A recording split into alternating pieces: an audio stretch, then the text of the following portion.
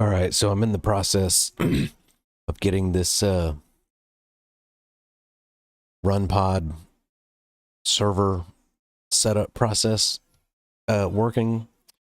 I've got the server spun up, so that part works, but we're having difficulty getting the worker to actually install everything that it needs to install, and it keeps failing out because it keeps grabbing the wrong Python. It should be grabbing the environments Python rather than the default Python.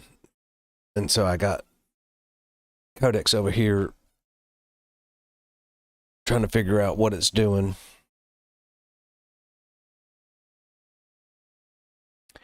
And I'm here. I'm going to mute the mic because I got the family running around here in the background. And actually, I'll leave it like it is for right now.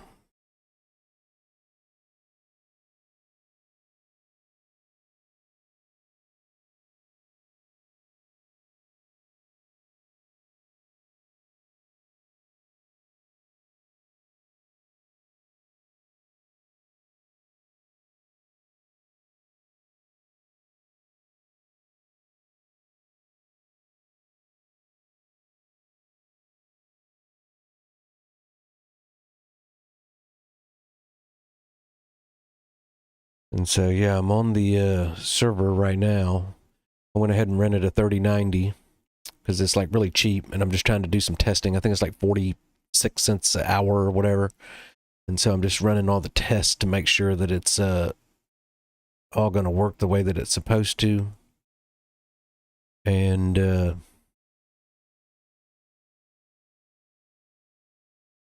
glad I did, because we've had all kind of issues.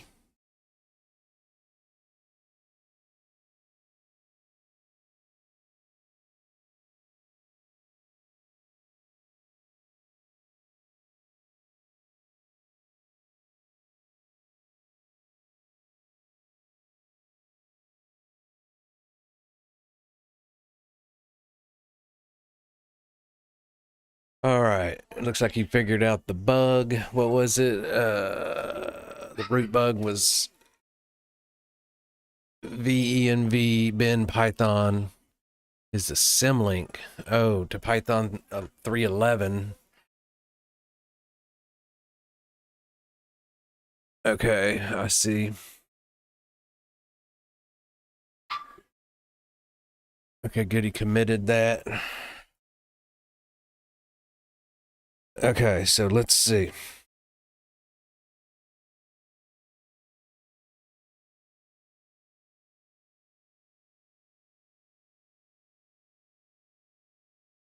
So I've got my data set copied up there, and we're trying to set it up where the remote worker, which is that guy there, will basically do everything for us. So we basically just told it to train off of this particular data set right here. And so it should be going in there and basically extracting the zip and then running the shell scripts that are needed to get it set up and fire off the actual training. And so basically the process, this is all the debugging stuff we were doing. Where did it go?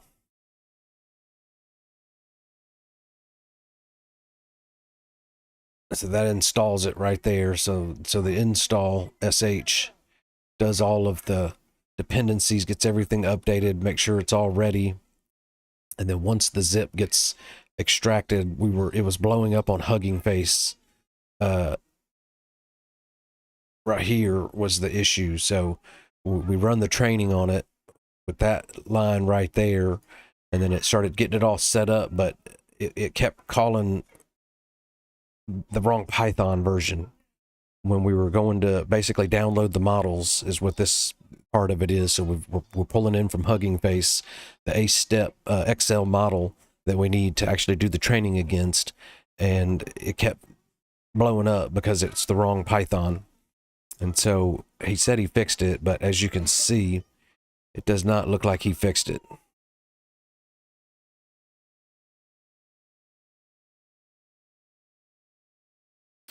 And so basically what I'll do is I'll grab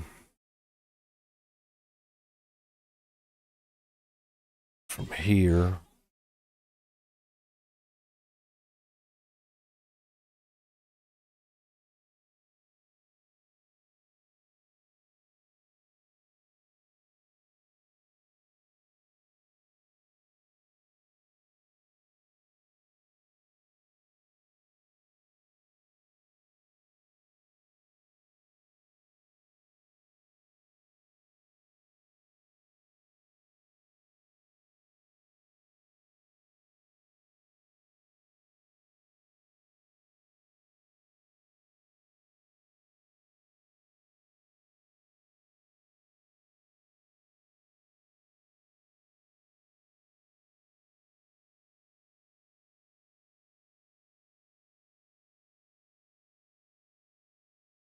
Okay, looks like GPT-5.5 is getting a little upset now. Talking about he's getting on the box and going to do it his dang self. Okay, now we have the real culprit, no ambiguity. Inside the live log executable is the env path, but the worker Python is on that pod's Python path absolute is still following the env symlink. Changing. Okay. Local patches in. I'm also updating the change log with the actual bug. Okay.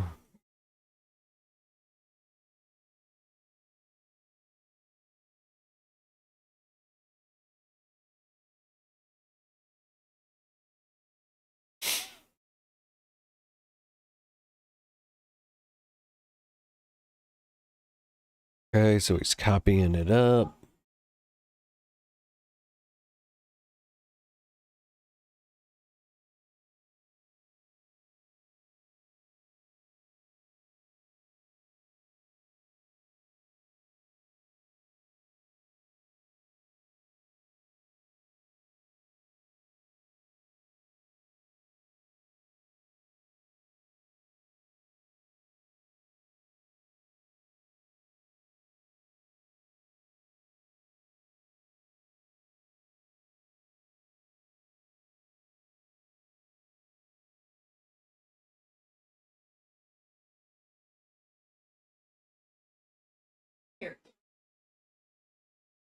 Dinner time.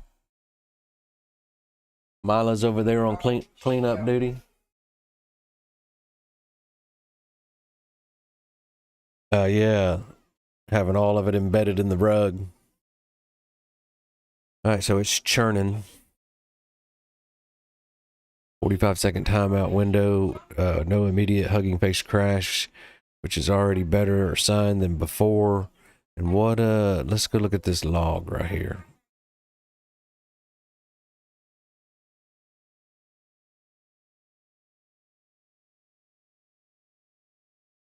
Okay, so that's always got that far. That returned nothing, which means the timeout.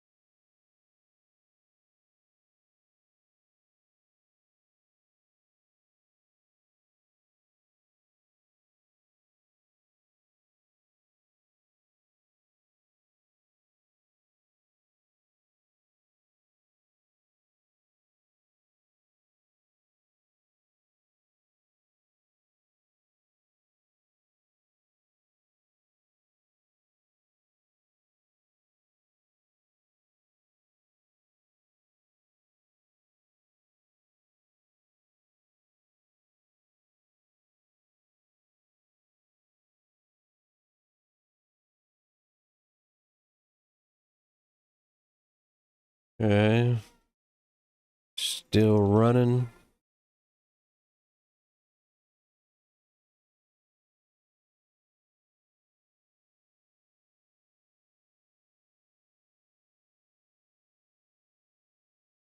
Okay.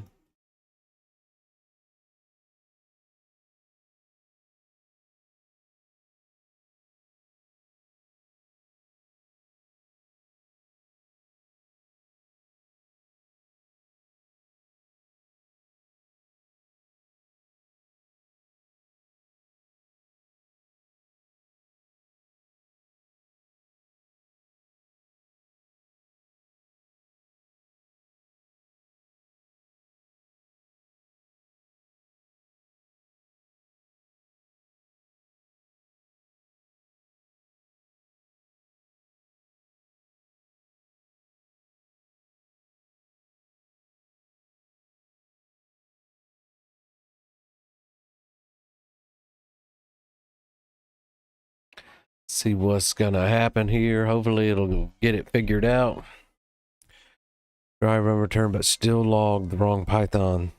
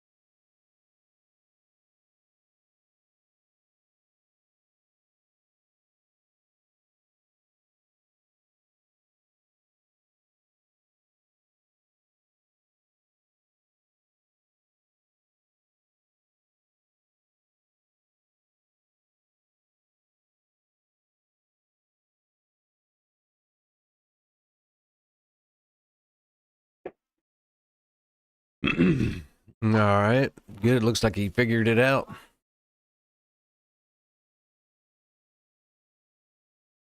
So that's it, downloading the models.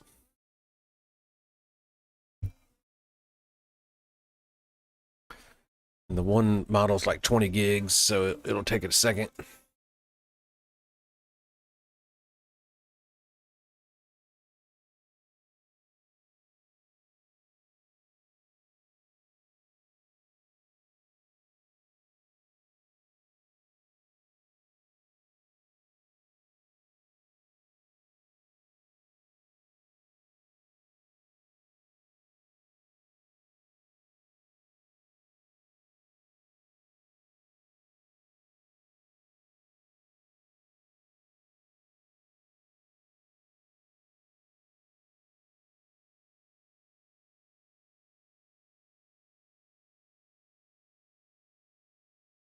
All right, and dun,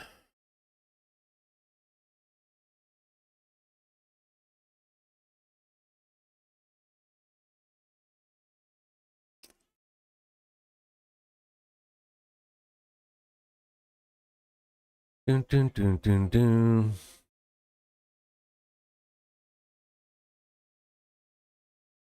Oh wait, there was some other errors.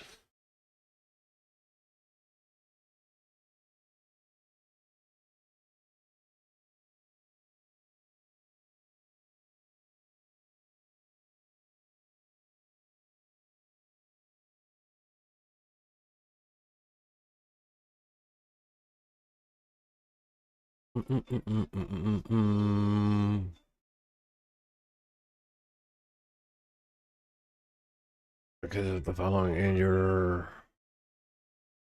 So let's grab from like here.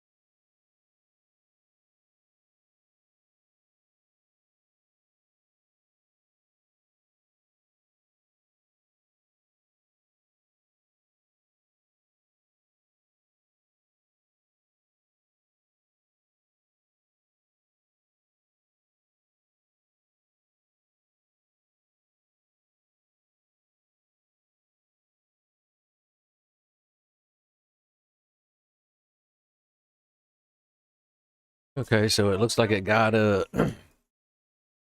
through to the training.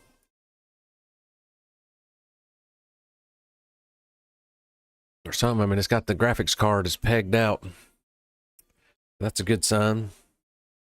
Let's see what Codex has got to say. Okay, there it goes.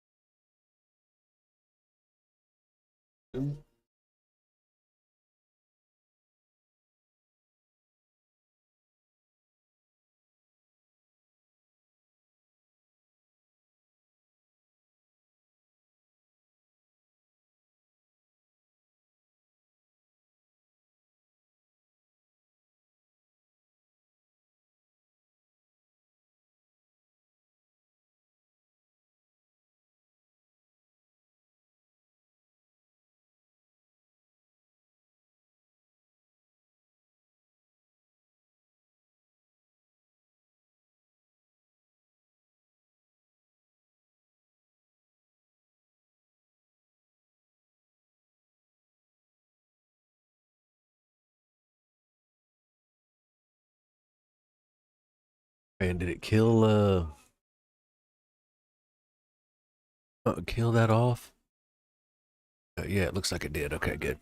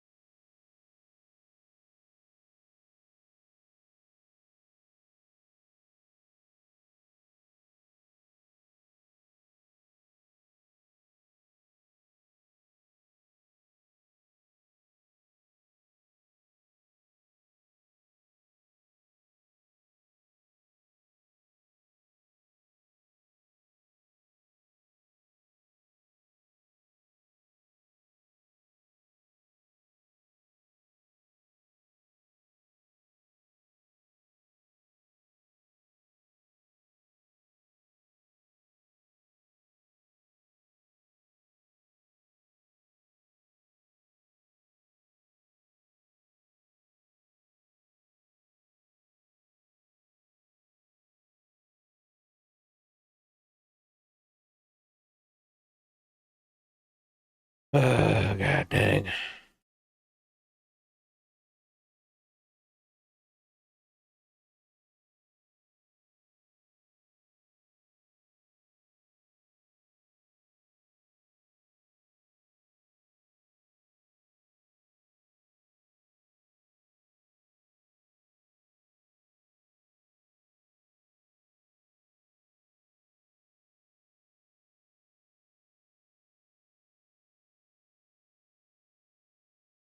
Ooh, Nelly.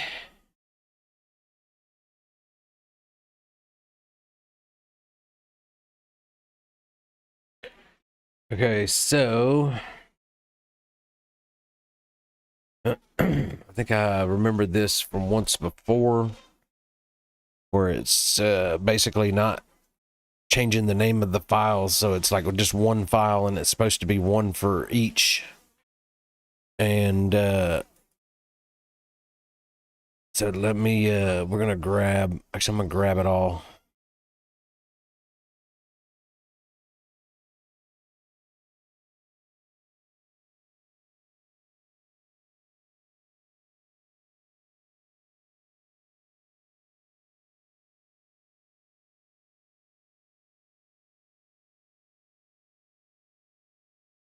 And you really want to show it. Okay. We'll grab that. And then just paste that back in there.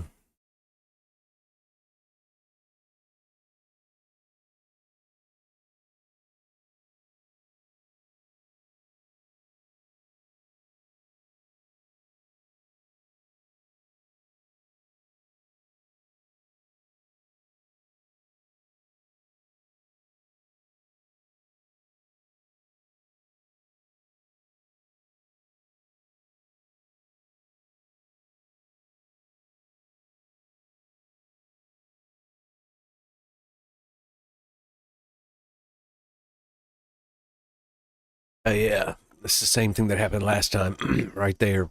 It resolved all the files, but they're all named vocals.wave. And when it parses them or processes them, uh, they're all the same file name, so it just like overwrites every one of them.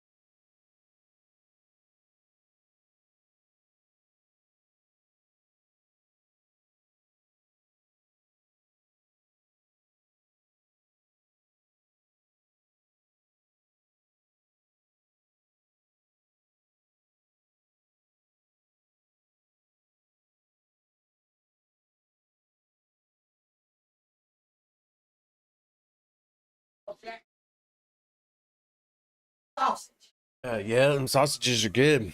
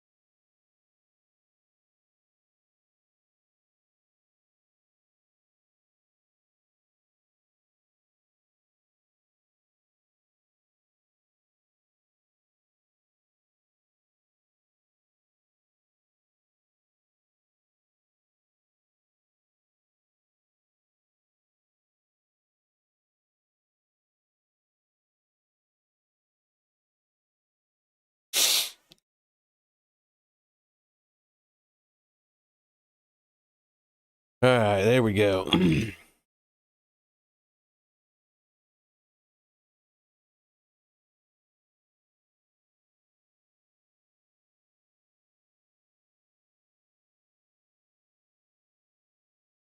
So how long have I been running at this?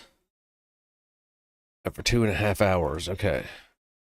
So I think if it's going to work, I'm basically going to kill it off, kill the pod off. Okay, DIT is loading normally.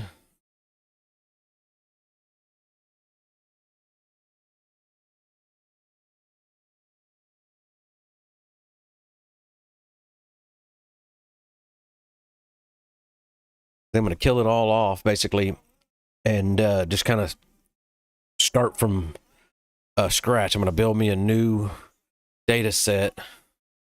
And I think on the last one, I accidentally did, or I set it up for voice, and I meant to do instrumental. So we'll basically rerun the whole thing from like start to finish and see how it progresses.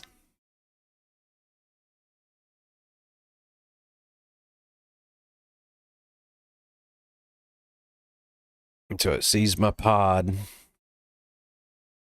Then I want to rearrange this too because he's got them.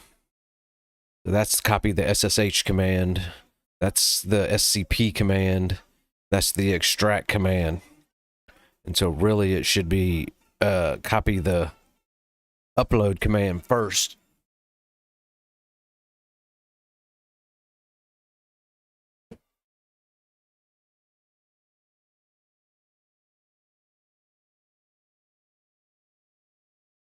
And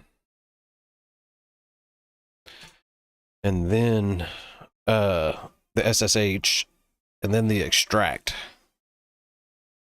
And we need to make sure we get the remote worker in this right here too. Okay, let's see where we're at. Okay. Okay, so he pushed it. Yeah, see, I had that happen last time too. Okay, the unique names. Okay. Okay, you can actually start it. Okay, I'm going to let it run just a little bit. Let's get back over here. Clear the screen.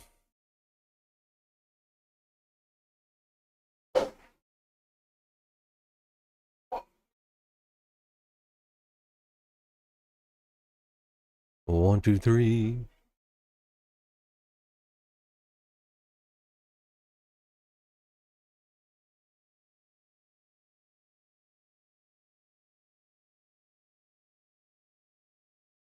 Today's date.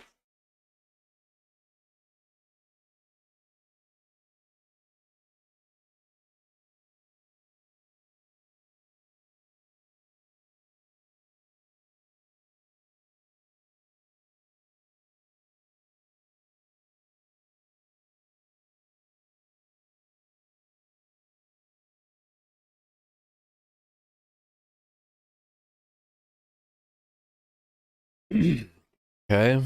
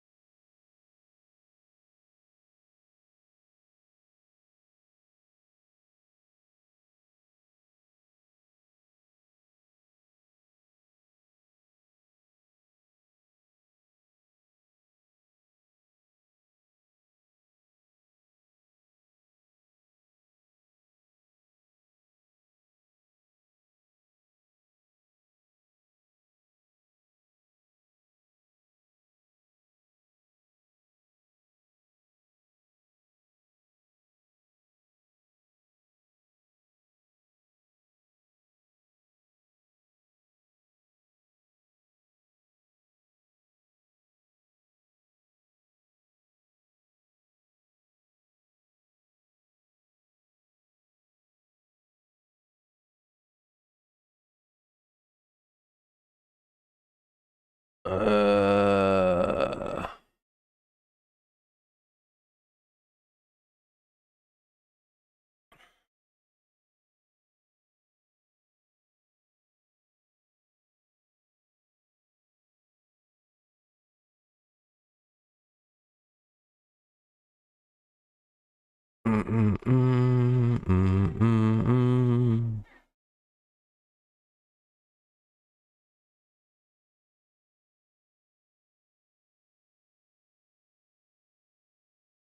Okay.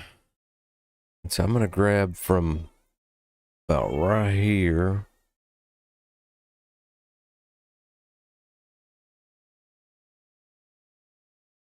Do, do, do, do, do.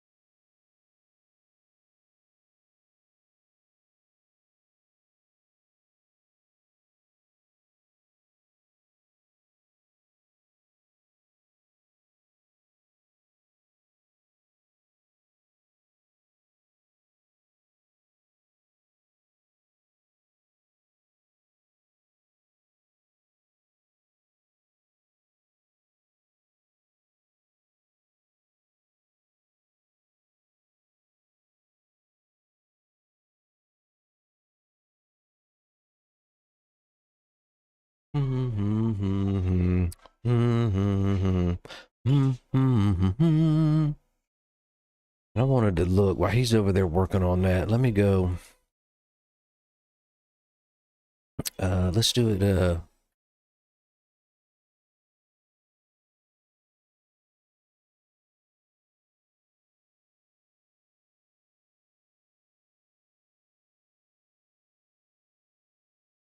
Damn it. And do I have I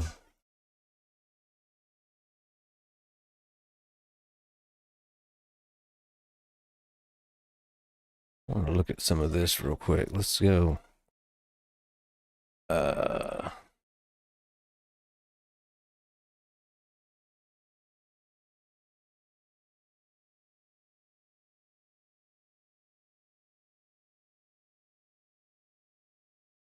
I guess that would help if I.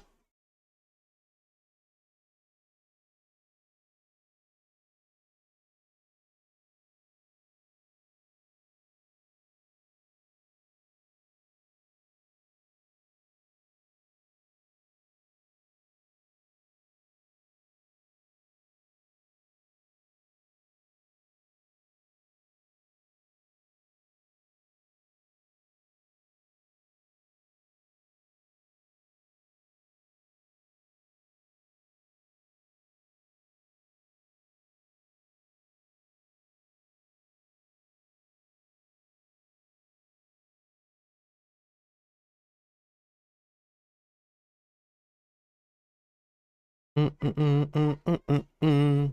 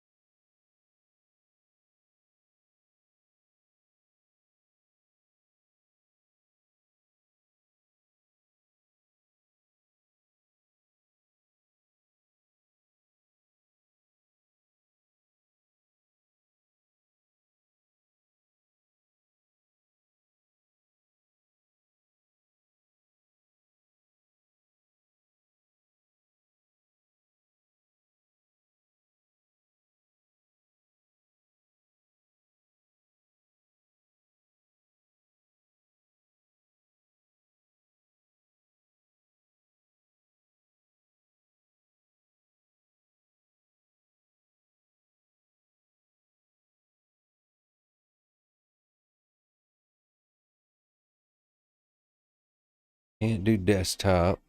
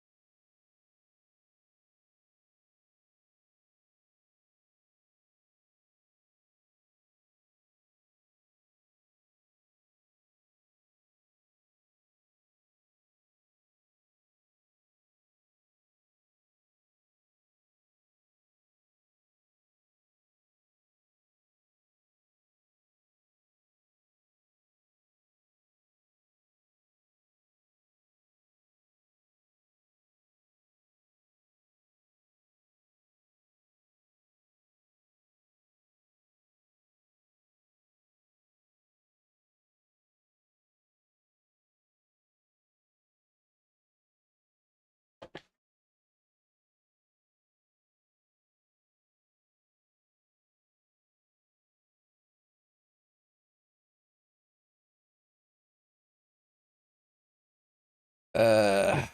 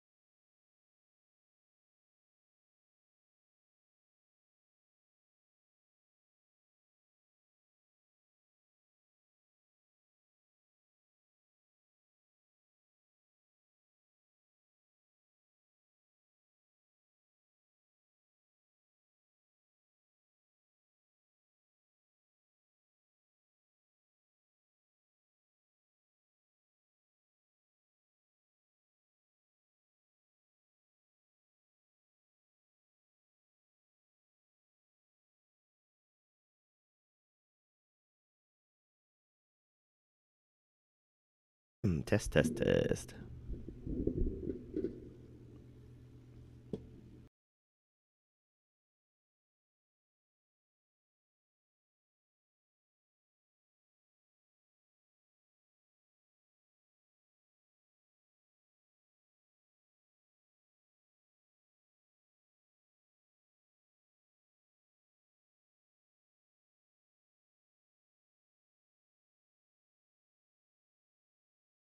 Okay, today we're gonna continue with building the Dolphin Vibe Club. Also, I find it a bit sad Fable got banned, but it is what it is. But we'll get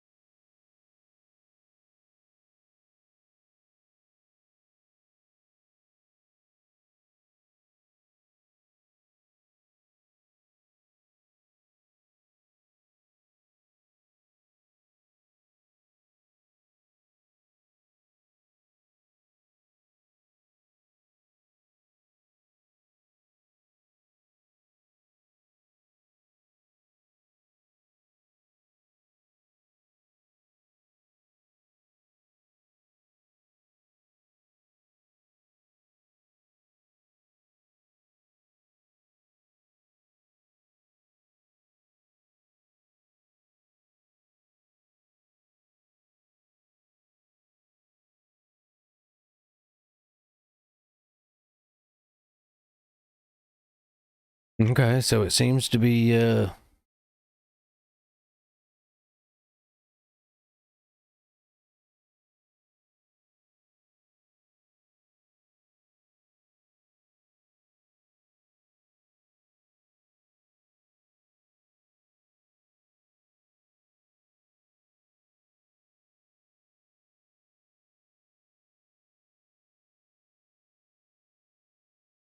working.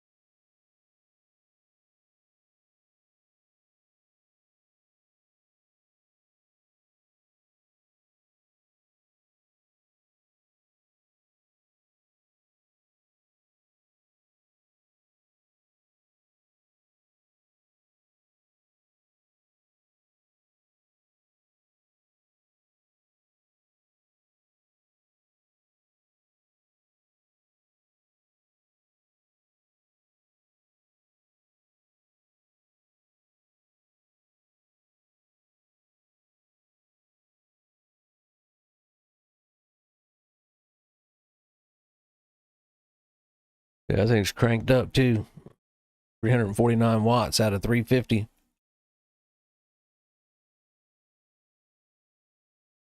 It's not even using like half of the RAM though.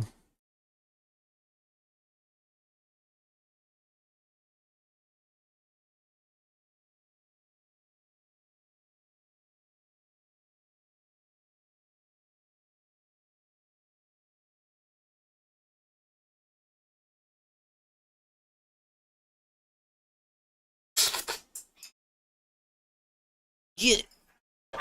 Shitters.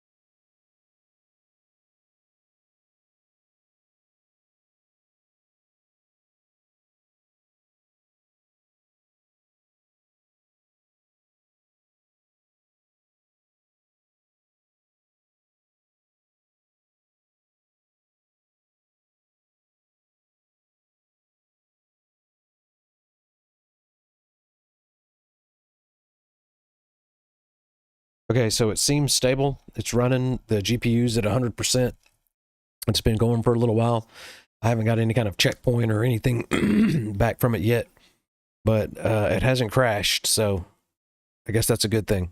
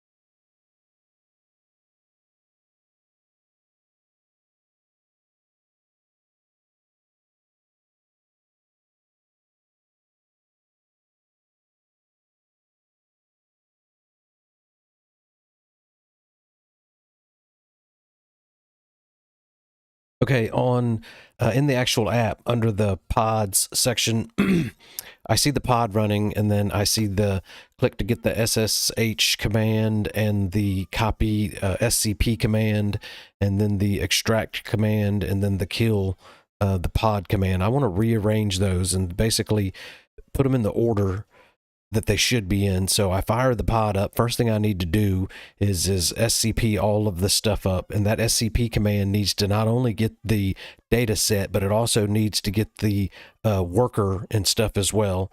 And then we would SSH in, so that would be the second one, and then we would extract and run the actual worker. So let's rearrange those buttons so they're more in order, and make sure that we get everything in each copy command that needs to be there.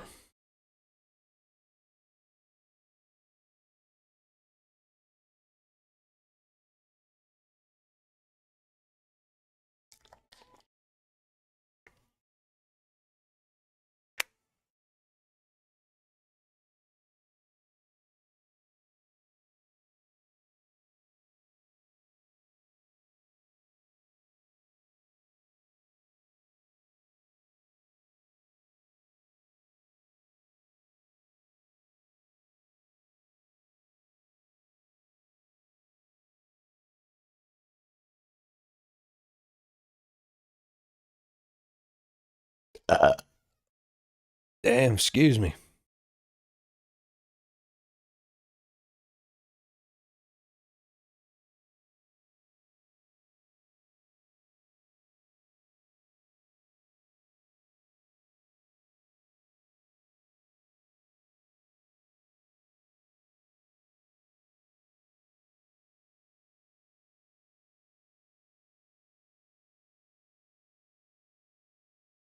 So I'm sitting over here just chilling, laid back. The woman and the kids all went up to the store.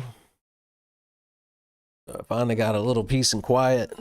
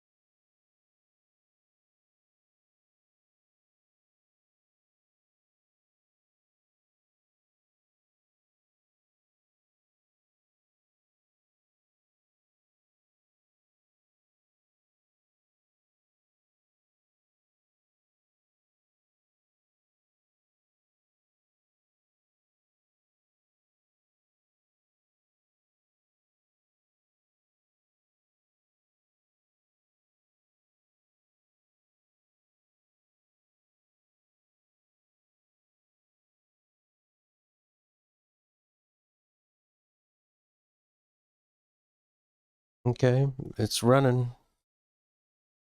We're on Epoch 5 now.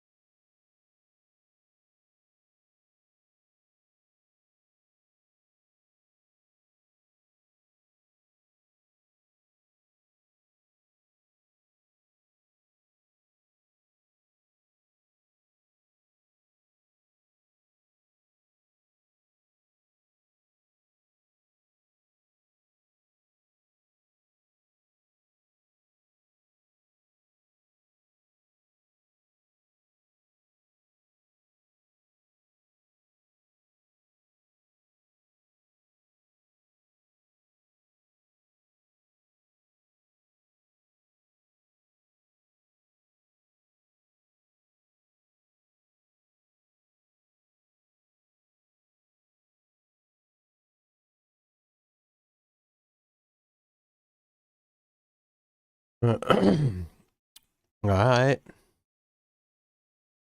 I need to go ahead and kill this off and start anew. But I want to.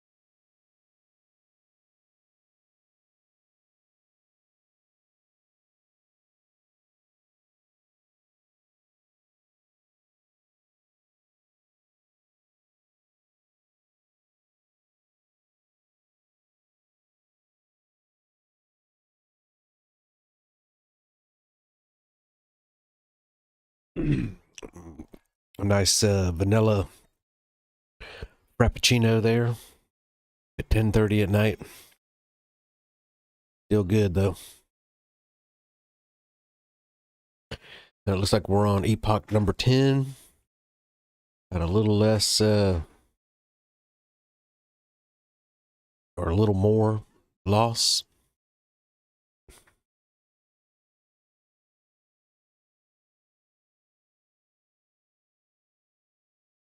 I forgot. I think I did 50.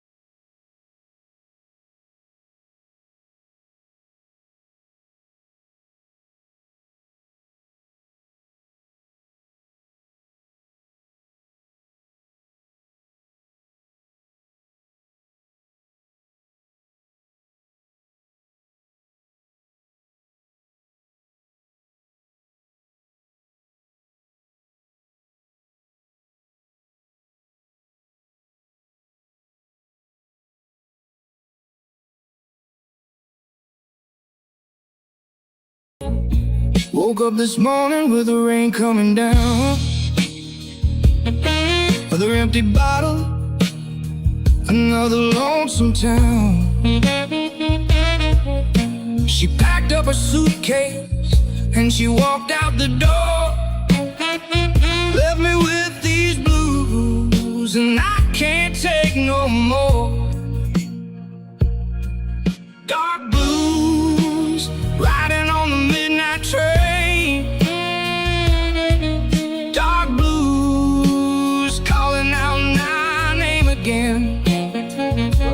Lord, I tried to love no. you, but the It's road running. got in the way. But I just wanted to listen to. Now the dark blues got me. That just sounds good. I And mean, remember how it they're sounded here when I to first stay. started out? What?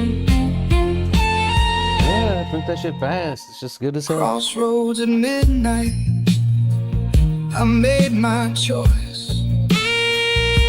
Sold my tomorrows for a lonesome voice. Harmonica crying like a broke man's prayer. Guitar strings bleeding in the cold night air.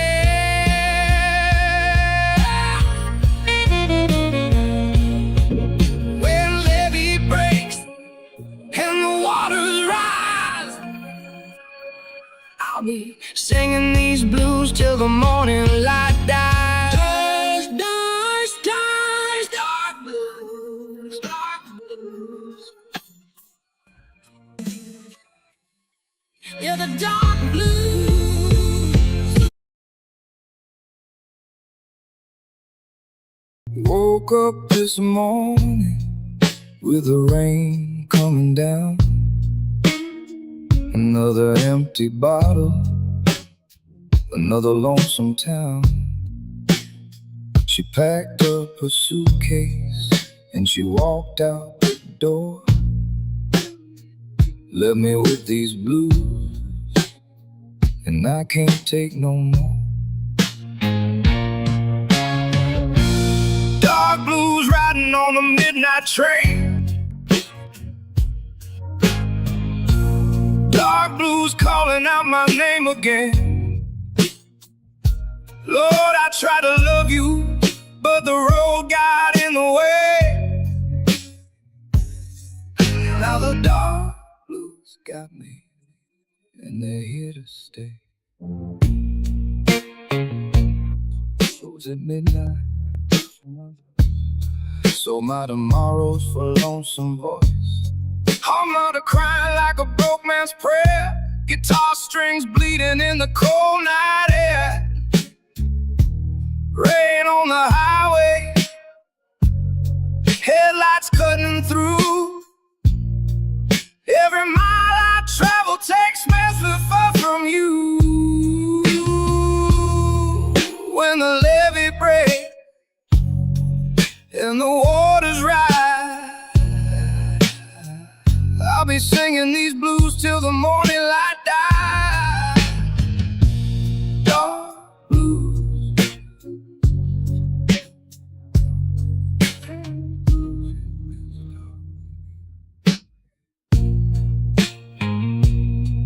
Yeah, the dark blues got me now.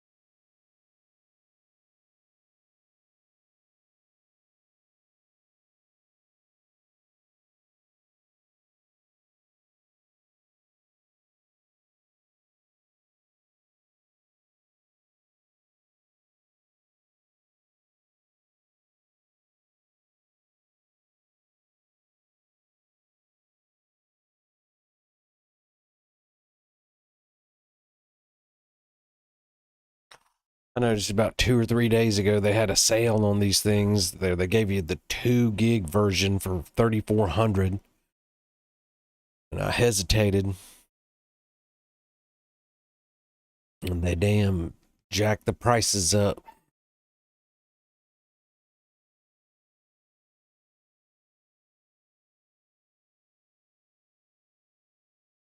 Well, that was the 1 terabyte, but they also had the 2T, which was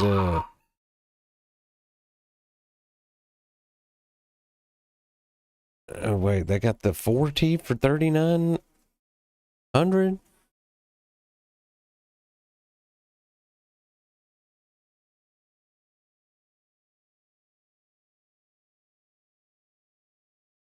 Yeah, because it was this one. If we look at the price history on that, you could get the 2T for 35. Yeah, during them couple days right there. But if they got the 4T now and I can get that by Tuesday.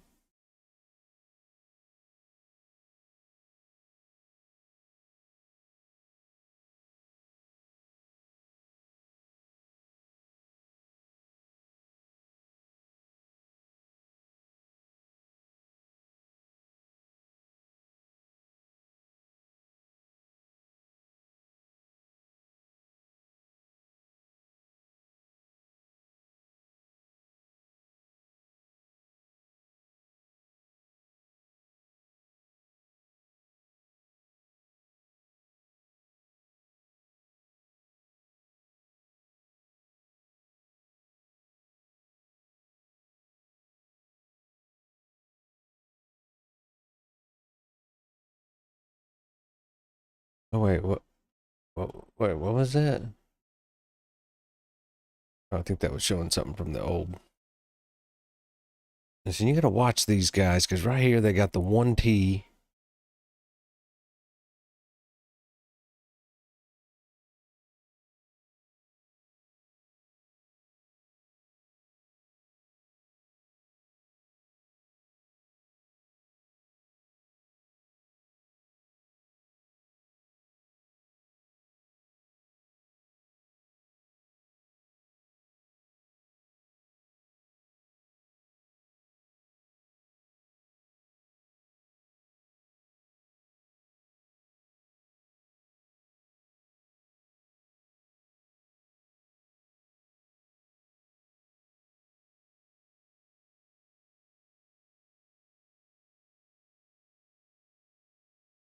Uh,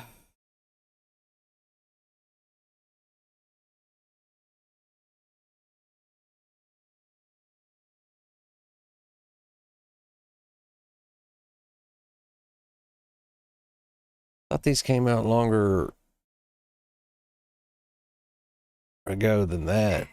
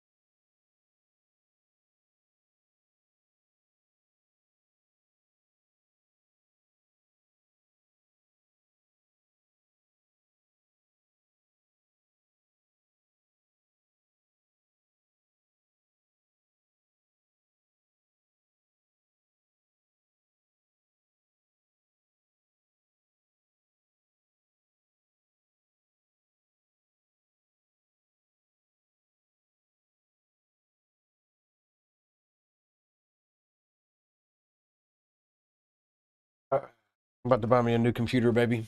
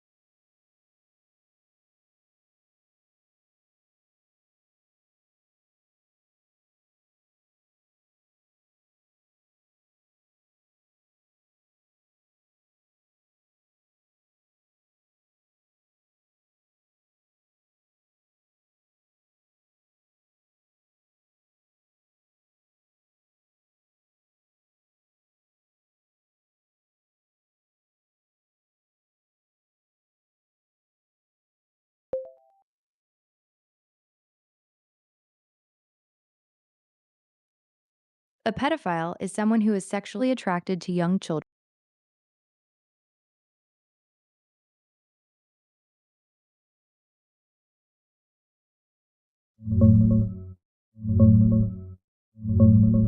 It's petaflop. One petaflop. A petaflop is a huge measure of computing power. It means the chip can do 1 quadrillion, 1 billion, 0 floating point operations per second. In the case of the Asus Ascent GX10, also called DGX Spark, it has 1 petaflop of AI performance, specifically at very low precision like FP4, which is what modern AI training and inference uses a lot.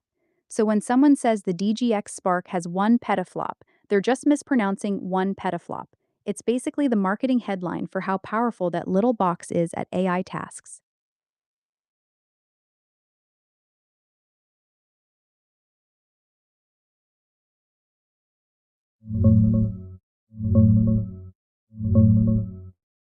The RTX 5090 has about 3.35 petaflops of AI performance at FP4. NVIDIA officially advertises it as 3,352 AI TOPS, which equals 3.35 petaflops when using the lowest precision, FP4, that the new 5th gen Tensor cores support. That's the same way they market the Ascent GX10 DGX Spark as having 1 petaflop. So in raw petaflop numbers at the precision they're both quoting, GX10 1 petaflop includes our progressively holding mini technically writes in a RAM board. GX10 is more than 3 times stronger on paper in that metric.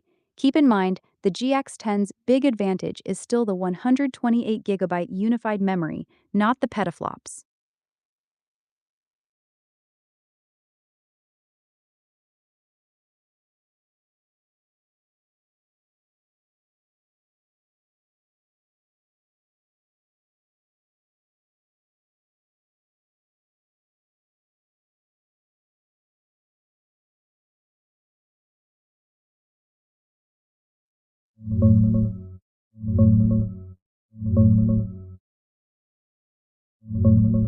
With 2 GX10s hooked up via Connect X7, you get 256 gigabytes total unified memory.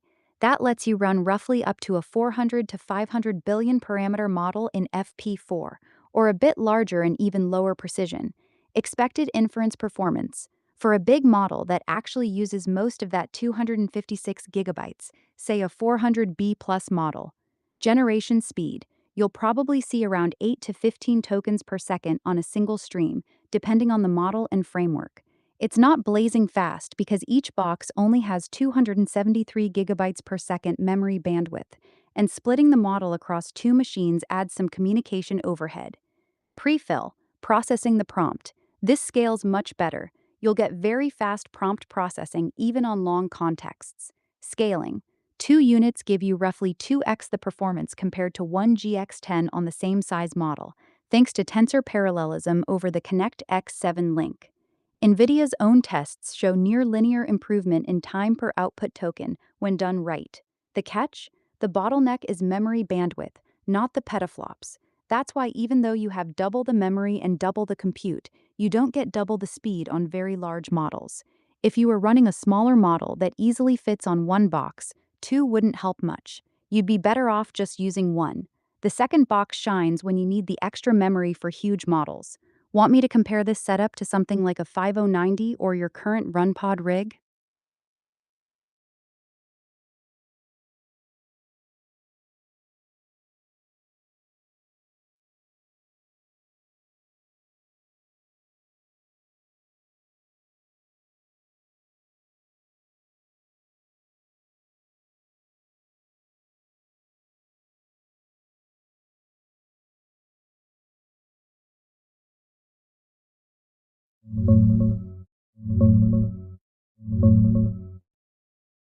Yeah, that's Alex Ziskind. He's been playing around with this exact idea. The trick he's talking about is called disaggregated inference, or splitting prefill and decode. Prefill equals processing the whole prompt at once. This loves raw compute and is where the GX10, GB10 shines. It's very fast at this part. Decode equals generating the answer one token at a time. This is heavily limited by memory bandwidth, and that's where Apple Silicon, your M4 Max especially, is extremely strong. The idea is to let the GX10 do all the heavy prompt processing, then stream the KV cache over to your Mac, which then handles the actual token generation. In theory, you get the best of both worlds: fast prompt response from the GX10 plus fast ongoing generation from the Mac. In practice, it's still early. The company Exo has a tool that tries to do this automatically, and they've shown some impressive speedups in their demos. But a lot of people trying to reproduce it right now are running into compatibility issues because the GX10 uses a brand new Blackwell chip that some frameworks don't fully support yet. You thinking about trying this with your M4 Max?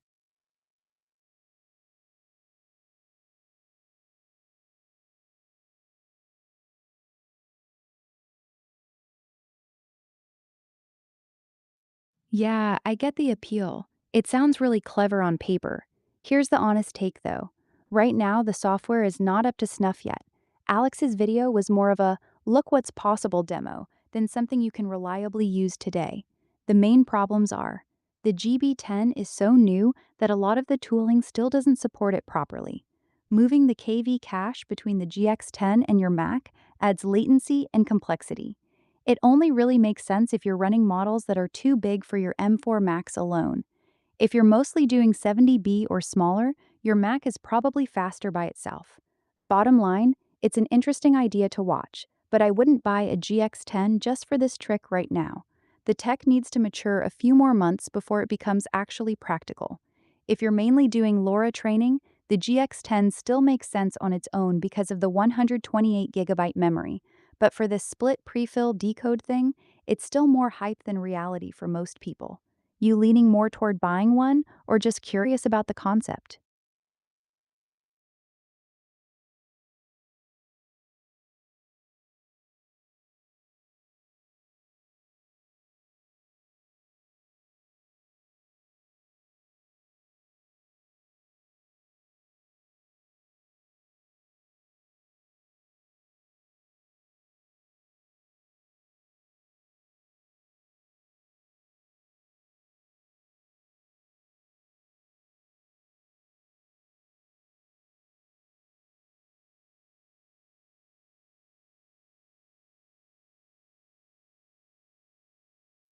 Yes, you're thinking about it the right way. Your Mac is great for a lot of things, but the AI world still runs on NVIDIA.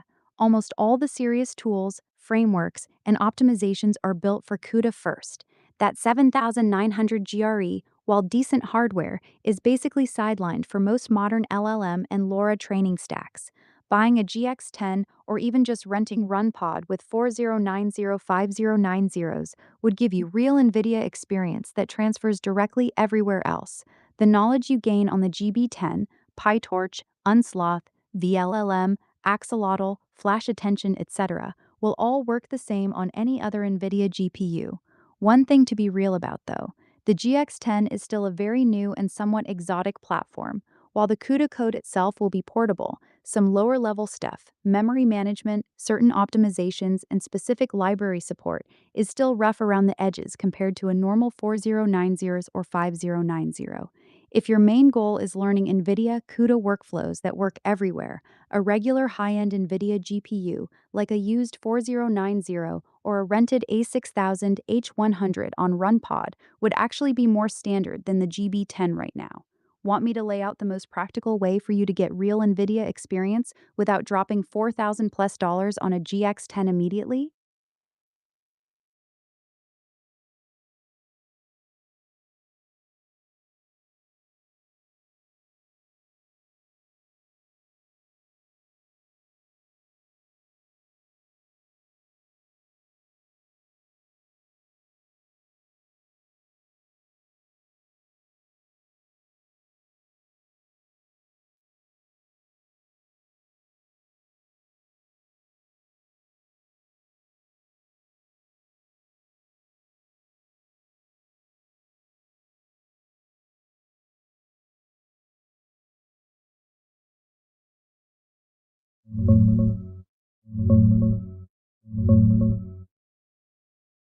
At $3,999 for the 4 terabyte version, that's actually a solid deal right now.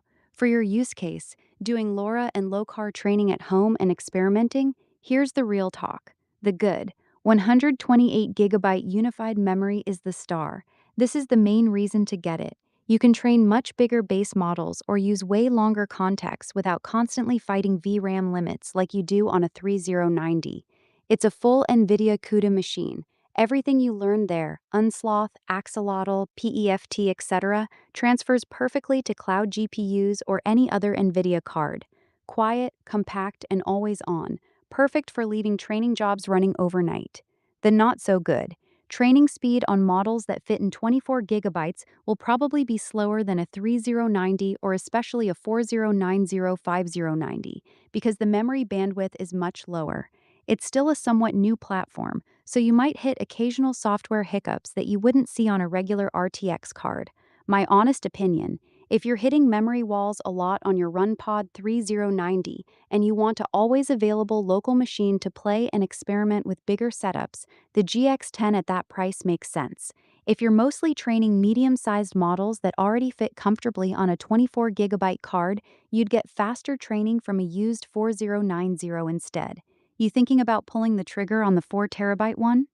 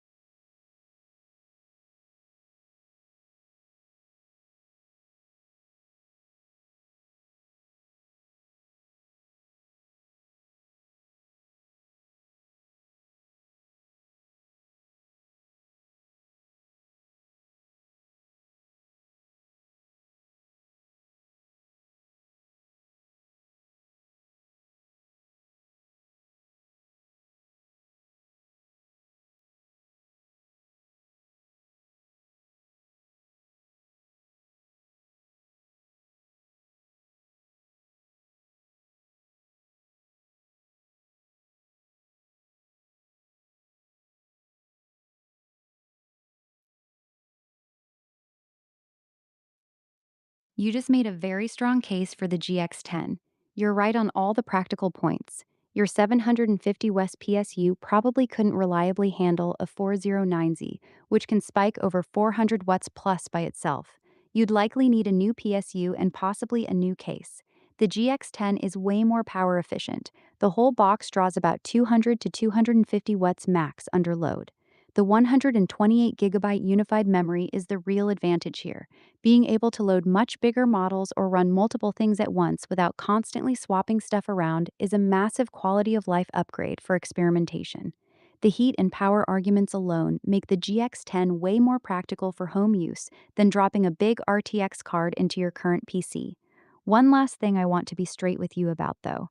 Training speed on the GX10 will be slower than a 4090 on any model that fits in 24 gigabytes. You'll feel that most when doing smaller low eras. Where the GX10 really pulls ahead is when you start training larger models, 70B plus, or using very long context. That's when the extra memory becomes a game changer. If you're okay with that trade-off, slower but much more flexible, then yeah, the GX10 at $3,999 is probably your best move right now. You want me to walk you through what a realistic training setup would look like on it? Unsloth, axolotl, etc.?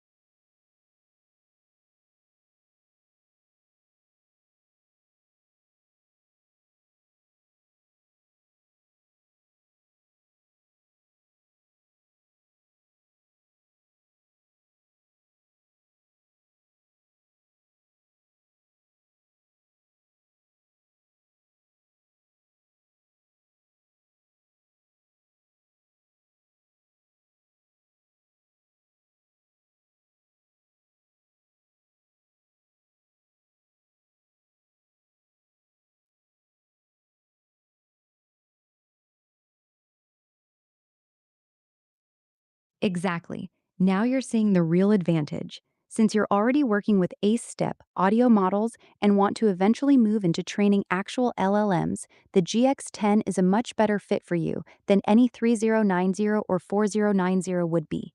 Here's why it lines up well with what you're doing. Your current ACE step LoRA training will benefit from the 128 gigabytes. You can use much longer audio contexts or bigger base audio models without running out of memory. Moving into LLM fine-tuning becomes realistic. Training a 70B model, even with LoRa QLoRa, is basically impossible on a 24 gigabyte card, but very doable on the GX10. Even just running models like your Qwen 2.5 32B 72B MoE becomes way more comfortable. On a 3090 4090, you'd be stuck at 4-bit and still fighting for space. On the GX10, you could run those models in higher precision or run multiple models at once. Quick reality check on training speed. For your current ACE-step audio LoRa's expected to be reasonably fast. For full LLM training on 70B models, it will be slower than a 4090, but the fact that you can actually do it at home without renting cloud GPUs every time is the bigger win. You want me to give you a realistic expectation of what kind of LLM fine-tuning you could do on the GX10? Like what size models, how long it would take, etc.?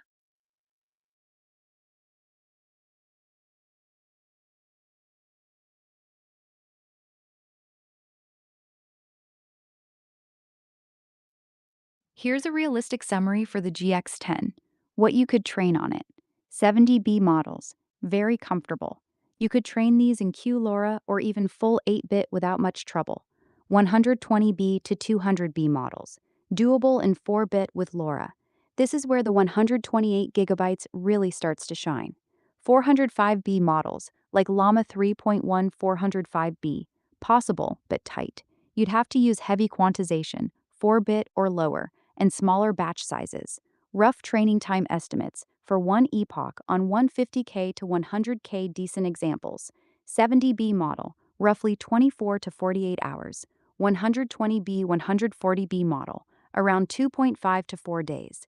200B plus model, closer to 4 to 7 days.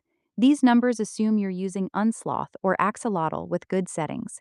The bigger the model, the slower each step becomes because of the memory bandwidth limits I mentioned earlier. Bottom line, the GX10 gives you the ability to train very large models at home that you could never touch on a 3090 or 4090. You just have to be okay with the training runs taking multiple days instead of hours. Want me to also give you the expected speeds for just running inference on those big models?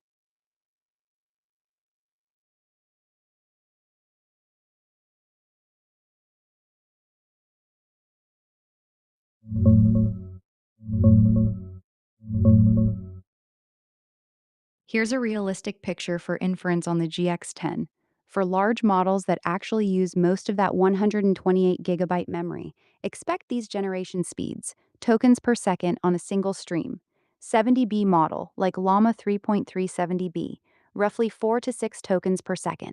120B model, like GPT OSS 120B, around 38 to 45 tokens per second in optimized 4-bit. 405B model, Llama 405B, only about 1.5 to 2 tokens per second, very slow. The big strength is prefill, processing your prompt. The GX10 is very fast at that part, even on huge models. The weakness is generation speed. It's heavily limited by the memory bandwidth. That's why it feels slow when chatting with big models compared to a 4090 or 5090 on smaller ones. Want me to compare this directly to what you'd get on a 4090 for the same big models?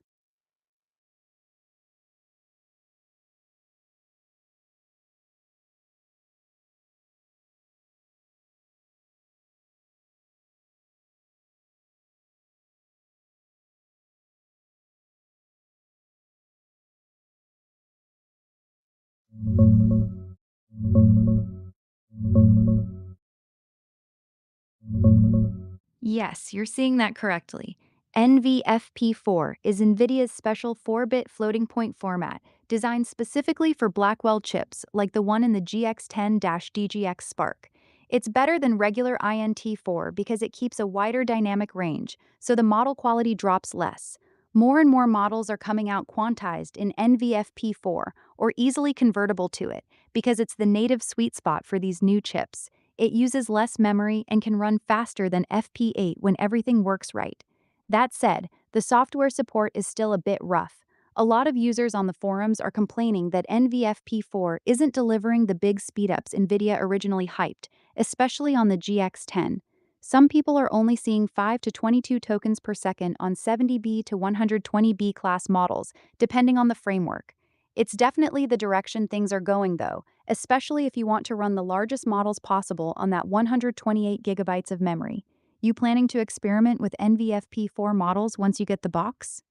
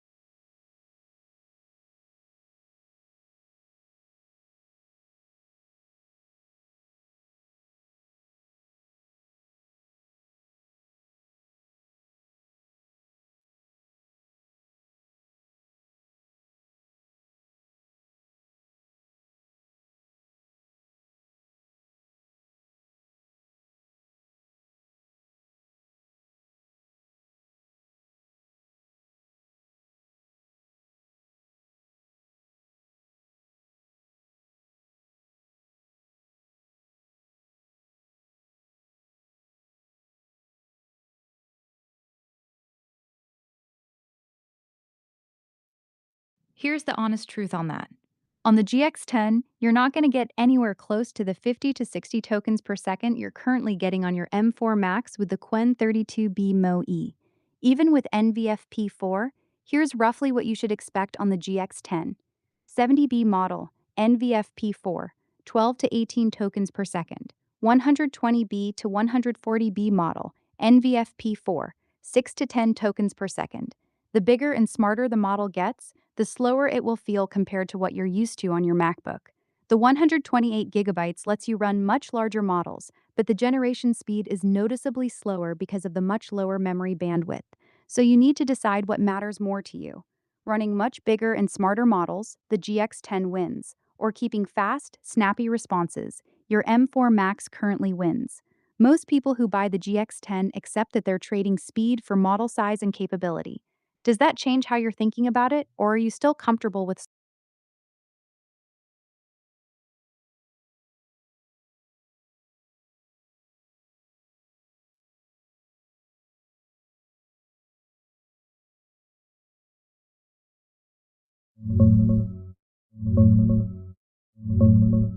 It's not a badass discrete GPU card. That's the main misunderstanding. The GX10 uses NVIDIA's GB10 Grace Blackwell superchip. It's basically a laptop-style chip. It uses LPDDR5X memory, the same kind of RAM you find in phones and MacBooks, not high-speed GDDR like a 4090 or 5090 uses. Here's the comparison. GX10 Gigabit 10, 273 gigabytes per second bandwidth, but 128 gigabytes of unified memory. RTX 4090 times 1008 gigabytes per second bandwidth, but only 24 gigabytes. RTX 5090 times 1792 gigabytes per second bandwidth, 32 gigabytes. NVIDIA made this trade-off on purpose. They wanted a compact, power-efficient box, around 200 to 250 watts total, that could run very large models locally. High-bandwidth GDDR memory is power-hungry, runs hot, and is expensive to put in those quantities. So they went with a ton of slower but unified memory instead of a smaller amount of fast memory. It's designed for people who need to load 70B to 200B plus models, not for people chasing maximum tokens per second on smaller models. That's why generation speed feels disappointing compared to your MacBook. The chip is heavily memory bandwidth limited on decode.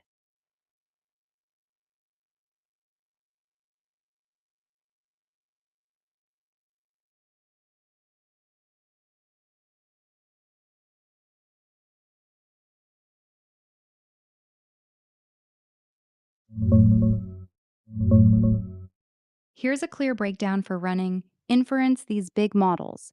70B parameter model FP16, about 140 to 150 gigabytes, weights only. FP8, not Varmat wins, about 70 to 80 gigabytes. NVFP4 and 4-bit, about 38 to 50 gigabytes, depending on context length. This is why your 64GB MacBook can run the Qwen 32B MoE decently, but starts struggling with long context. You're getting close to the limit. 200B parameter model, FP16, roughly 400 gigabytes. FP8, roughly 200 gigabytes. NVFP4 and 4-bit, roughly 110 to 130 gigabytes. Quick takeaway for the GX10. With its 128GB unified memory, the GX10 can comfortably run 70B models in FP8 and 70B to 120B models in 4-bit and NVFP4. A full 200B model would be tight. You'd likely need to stick to 4-bit and keep context relatively short. The bigger the model, the more you'll depend on aggressive quantization like NVFP4 to actually fit and run it. Want me to break down how much memory you'd need specifically for training these models instead of just running them?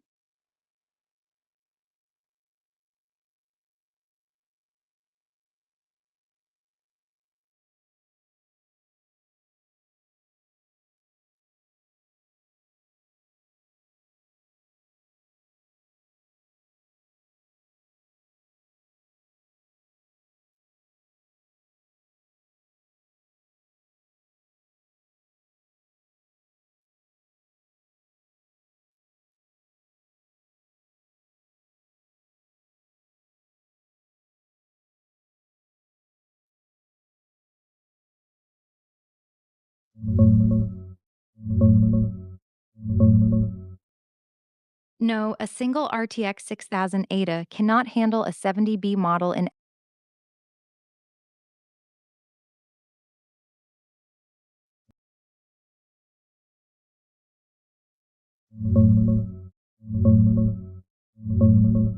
Yes, the RTX Pro 6000 Blackwell with 96GB VRAM can handle a 70B model in FP8.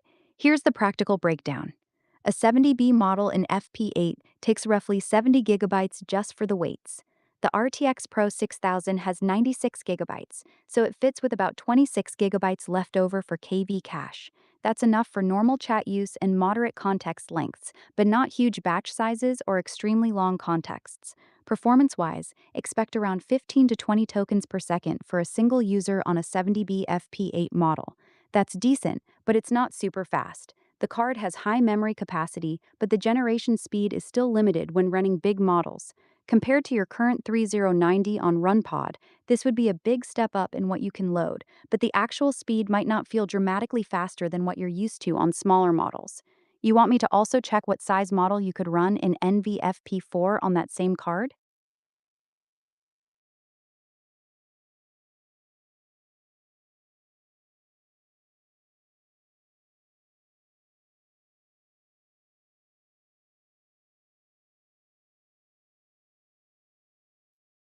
Yes, two RTX 6000 Blackwell cards, 192 gigabytes total, would change the equation quite a bit. Here's what that actually gets you. For a 70B model in FP8, number speed, you'd see a decent improvement, roughly 25 to 35 tokens per second, compared to 15 to 20 on a single card. The model would easily fit on just one card, so the second card mainly helps with parallelism. For much larger models, this is where two cards really shine. With 192 gigabytes total, you could comfortably run 120B to 140B models in FP8, 200B plus models in 4-bit NVFP4. On two cards, a 120B 440B model in FP8 would probably give you around 12 to 18 tokens per second. The trade-off: two GPUs give you way more memory and better speed on big models, but there's some overhead from splitting the model across both cards. You won't get perfect 2x scaling. Bottom line, one 6000 Blackwell is good for 70B FP8. Two of them open the door to running significantly larger and smarter models, while also giving you noticeably faster generation on 70B class models. Would you rather I compare two 6000 Blackwells directly to the GX10 for your use case?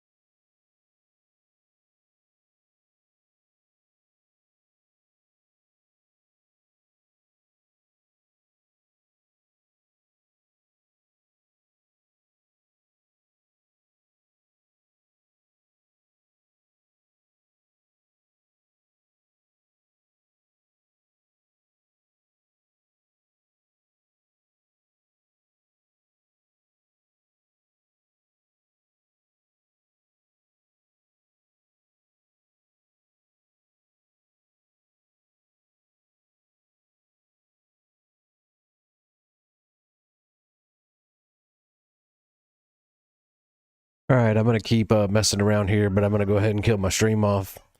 If you found any of this kind of interesting at all, I know it was kind of a boring session, but feel free to like and subscribe, and we'll holla.